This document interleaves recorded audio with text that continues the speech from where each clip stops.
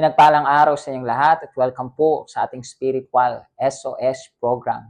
Sa labas, pinagdiriwang nila ngayong araw, ang araw ng Kapaskuhan. Ang araw kung saan inaalala nila ang kapanganakan ng Panginoong Hesus dito sa mundo. At ano nga ba ang dahilan kung bakit ang Diyos Anak ay nagpunta dito sa lupa? At ano yung nais niya na matanggap nating mga taong sasampalataya sa Kanya? Nakasulat dito sa mga verse na babasahin ko para maunawaan ninyo kung ano ang kalooban ng Diyos para sa bawat isa sa atin. Nakasulat ay ganito dito sa aklat ng Juan chapter 10 verse 10 ay ganito: Dumarating ang magnanakaw ang dyablo para lang magnakaw, pumatay at mangwasak. Ngunit dumating ako upang magkaroon ang mga tao ng buhay na ganap.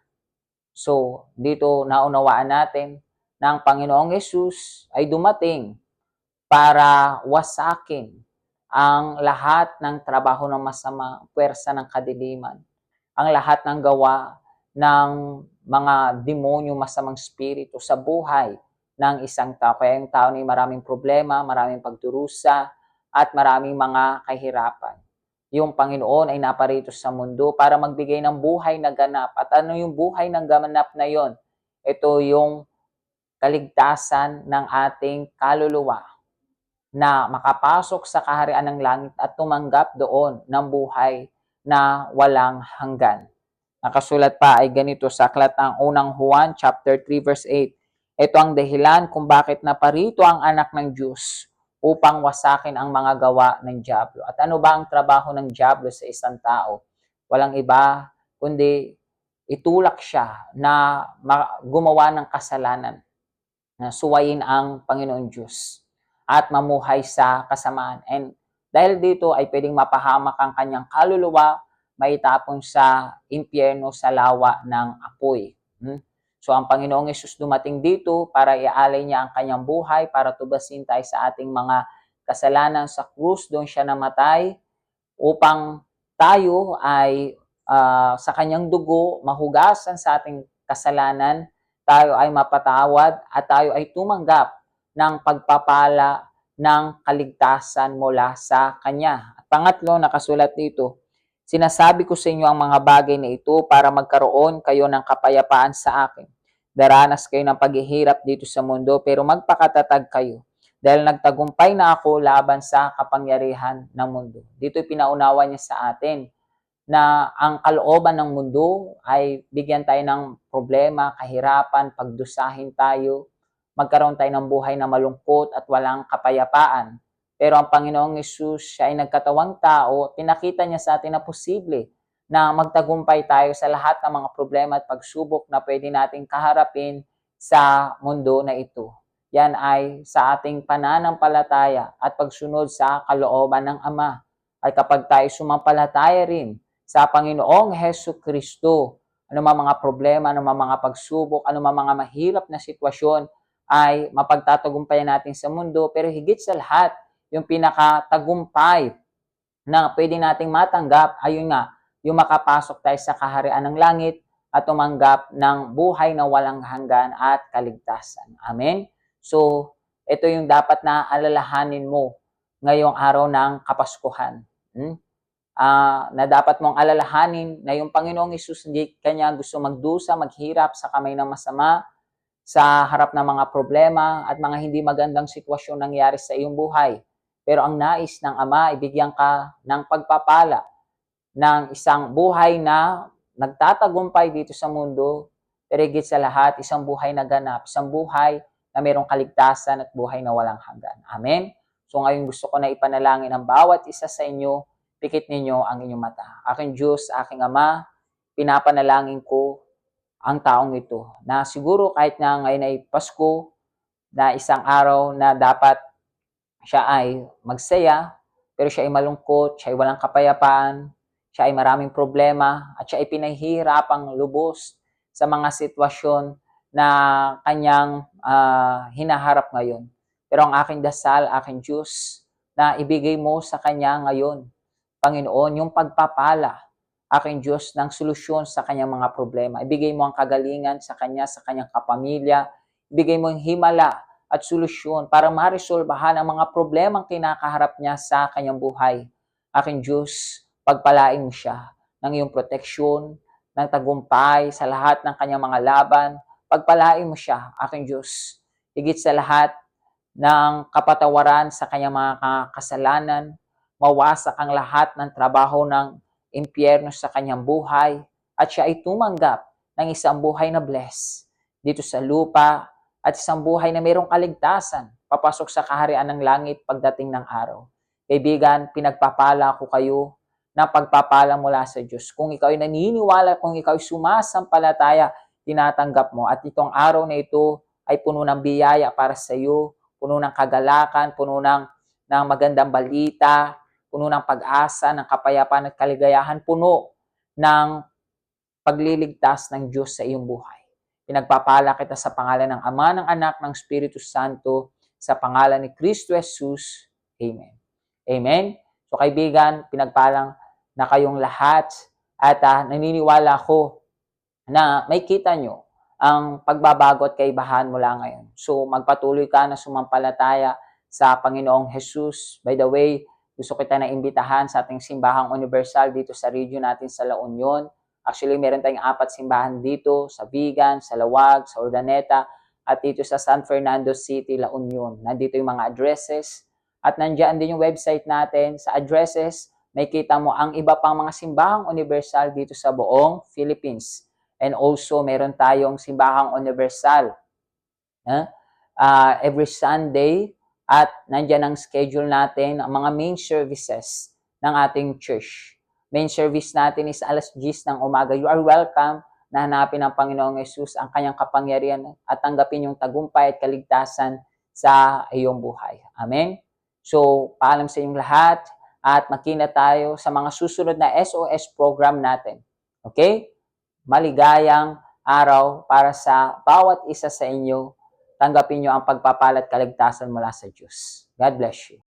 Hello po sa inyong lahat, ako si Pastor Damario at andito po ako sa ating Simbahang Universal po sa Urdaneta City sa Pangasinan Province. At meron po kami isang simbahan dito sa Urdaneta to bless your life, to change your life, and to help you. As you can see po sa video na to, madali lang po yung location po para matagpuan ang aming simbahan po dito sa Urdaneta. Ang aming location ay nasa MacArthur Highway. Ang ating simbahan ay located sa Martina Building po sa 2nd floor. At as you can see, madali lang po para sa iyo at para sa iyong pamilya na magpunta to receive po yung pagpapala ng Diyos sa bawat isa sa inyo sa pangalan ni Kristo Jesus. As you can see po, yung pintuan ng ating simbahan dito sa Urdaneta ay bukas araw-araw para sa iyo at para sa iyong pamilya. Ang aming schedule ay Monday to Friday, alas 8 ng umaga, alas 10 ng umaga, alas 3 ng hapon, and 6 p.m. Sunday din po, alas 8 ng umaga, alas 3 ng hapon, 6 p.m. at especially po, alas 10 po ng umaga. Kayo po taga Pangasinan, you are very welcome to attend po one of our services. Kayo at ang inyong pamilya. God bless you all and see you next time. Magandang araw sa inyong lahat. Pagpalain kayo ng Diyos. Ako po si Pastor Giliard, dito po sa ating UCK Gilawag. Nandito ako sa harap ng altar, lugar ng pagbabago, lugar ng transformation. Kung nakatira po kayo dito sa Lawag City, malapit sa Lawag, dito po sa Ilocos Norte, yung aming simbahan is located dito sa 30th floor ng Bismonte Building, Barangay 11, Bacara Road, sa Lawag City, malapit sa Kapitolyo, sa harap ng Metro Banco. Handa kami tulungan kayo. Meron po kami na weekdays services po alas 8 ng umaga, alas 10 ng umaga, alas 3 ng hapon, at yung main service po alas 6 ng gabi. Meron din po sa linggo, Sunday po alas 7 ng umaga, main service po alas 10 ng umaga, meron din alas 3 p.m. at 6 p.m. Handa kami tulungan kayo kung ikaw ay may sakit, problema sa pamilya, walang pag-asa, maraming problema na kinakaharap mo. Sa tingin mo wala ng solusyon, alam natin na walang imposible sa Diyos. Lahat ng mga problema ay mayroong solusyon. Handa kami tulungan kayo sa pangalan ni Hesus Kristo. Pagpalain po kayo ng Diyos. Kaya, ngayon darating na linggo, magkakaroon po tayo ng special na service. Kung saan sa service na ito, magkakaroon po tayo ng family prayer para sa ating pamilya. Ikaw na may problema sa pamilya, sa tahanan, magpunta kayo, hanapin nyo ang simbahang universal mas malapit sa inyo. Kung meron po kayo ng kakilala, kaibigan, kapamilya dito sa Ilocos Sur, ang simbahan natin dito sa Vigan City ay nasa Rizal Avenue, sa Arc Building, 2nd floor. Malapit sa Rabara Hospital, malapit sa Centro Mall, at naniniwala ko sa pamamagitan ng pananampalataya, ang Diyos, ang ating makapangyarihang Diyos, babaguhin niya ang pamilya, ang buong buhay ninyo. Ngayon darating na linggo, alas 10 ng umaga, samahan mo ako sa special na service na ito. Kayong lahat ay welcome. Kayong lahat ang aking napaka-special imbitado. Pagpalain po kayo ng Diyos. Paalam po. Ako si Princess de la Cruz. Bago ako dumating sa simbahang universal, ako ay isang tao na punong-puno ng emptiness ang aking kalooban. Wala akong bilib sa aking sarili at palagi lang akong dumidepende sa kung ano yung sasabihin ng ibang tao sa akin. Dahil doon, nagkaroon ako ng kanegatibuhan sa aking kalooban at pakiramdam ko ay, ang buhay ko ay walang halaga. Dahil gusto ko ng atensyon, gusto ko na may magmamahal sa akin. Pumasok ako sa isang relasyon sa aking murang edad. At yun ay ibinuhos ko yung lahat sa relasyon na yun. Dahil akala ko yun yung magbibigay sa akin ng halaga, yun yung magbibigay sa akin ng kaligayahan. Pero nagkamali ako. Dahil dun sa relasyon na yun, marami akong mga nagawang pagkakamali at nagkaroon ako ng, yung buhay ko ay mas naging malala. Nagkaroon ako ng, yung buhay ko ay mas naging malala. Nagkaroon ako ng nervousness dahil sa relasyon na yun. Yung relasyon na yon ay nagbigay sa akin ng maraming kabigatan sa aking kalooban. And dumating sa point na inimbitahan ako ng mama ko sa simbahang universal. And pumunta ako dahil gusto ko na magbago yung buhay ko. Pero dahil din sa takot ko or sa natakot ako na isuko yung buong buhay ko sa Diyos. Nagpatuloy ako sa simbahan, pero hindi naman ako sumusunod sa kung ano yung sinasabi ng Diyos. Kaya yung buhay ko, imbes na magbago, ay mas lalong naging magulo. And dumaan yung maraming taon na ganun yung nangyayari. At dahil nga hindi ko sinusunod kung ano yung natututunan ko sa simbahang universal, hindi rin nagbago yung buhay ko. Pero dumating yung araw na sobrang napagod na ako and ayoko na ng ganong klase ng buhay. Dahil nasa simbahan nga ako, pero punong-puno naman ako ng kalungkutan, yung emptiness na nasa kalooban ko nandun pa rin, at yung buhay ko ay paulit-ulit lang na bumabagsak. Kaya isang araw, gumawa ako ng decision. Sinabi ko na kailangan ko yung presensya ng Diyos. Ang Diyos ang kailangan ko. Kaya isinuko ko yung buong buhay ko sa Diyos. Nagpabautismo ako sa tubig. Iniwan ko kung ano yung mga mali kong ginagawa. Tinalikuran ko yung luma kong pagkatao para tanggapin kung ano yung kalooban ng Diyos sa buhay ko. And mula sa araw na yon, nagdesisyon ako na itigil lahat ng mga kasalanan na ginagawa ko. Isinuko ko rin yung relasyon na yon na alam ko na hindi kalooban ng Diyos. At iginugol ko yung oras ko, yung panahon ko sa salita ng Diyos.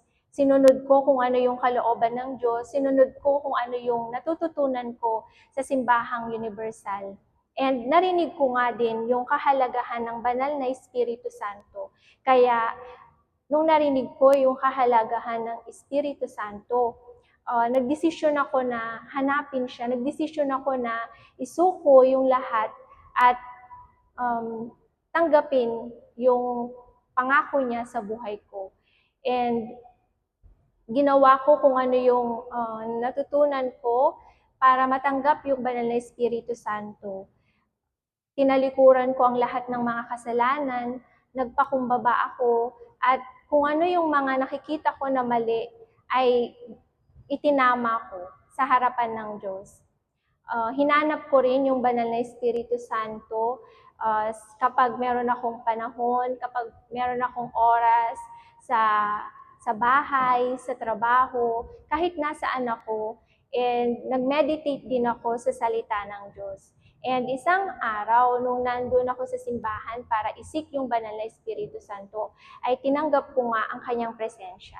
At mula sa araw na yon ay naging bagong tao na ako. Hindi na ako yung tao na punong-puno ng kakulangan sa kalooban. Hindi ko na rin kailangan yung kahit na sinong tao para pasayahin ako dahil ang banal na Espiritu Santo ay sapat na sa buhay ko. And mula nung natanggap ko yung banal na Espiritu Santo, nagbago yung kaisipan ko. Hindi na ako yung palaging natatakot at hindi na rin ako yung palaging naapektuhan sa mga negativities na sinasabi ng ibang tao. And ako ngayon ay meron ng kapayapaan, meron na akong kaligayahan sa aking kalooban, at naniniwala ako na ang banal na Espiritu Santo ang nagbibigay sa akin ng kumpiyansa na kahit na anumang mangyari ay hindi ako nag-iisa. Maraming salamat po.